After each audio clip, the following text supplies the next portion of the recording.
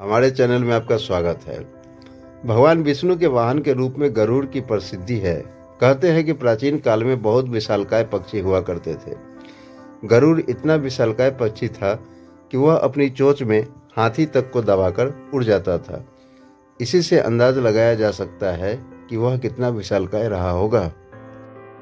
इनके नाम से एक अलग पुराण भी है जिसे गरुड़ पुराण कहते हैं। इस पुराण को तब पढ़ा जाता है जब किसी के घर में किसी की मृत्यु हो गई हो।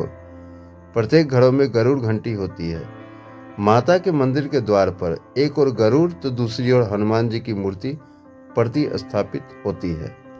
गरुड़ के बारे में पुराणों में अनेक कथाएं मिलती है। रामायण में तो गरुड़ का सबसे महत्वपूर्ण पार्ट है। पौराणिक कथाओं के अनुसार भगवान विष्णु की सवारी और भगवान राम को मेघनाथ के नागपाश से मुक्ति दिलाने वाले गरुड़ के बारे में कहा जाता है कि यह 100 वर्ष तक जीने की क्षमता रखता है।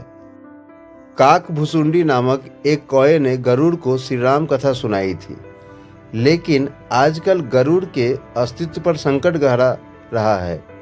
जटायु और संपाति गरुड़ कुल के ही पक्षी थे। दक्ष प्रजापति की विनती या विनता नामक कन्या का विवाह कश्यप ऋषि के साथ हुआ था। कश्यप ऋषि से विनिता प्रसव के दौरान 2 अंडे दिए। एक से अरुण का और दूसरे गरुड़ का जन्म हुआ। अरुण तो सूर्य के रथ के सारथी बन गए, तो गरुड़ ने भगवान विष्णु का वाहन होना स्वीकार किया। पक्षियों में गरुड़ को सबसे श्रेष्ठ माना जाता है। यह समझदार और बुद्धिमान होने के साथ साथ तेज गति से उड़ने की क्षमता रखता है। गिद्ध और गरुड़ में फर्क होता है।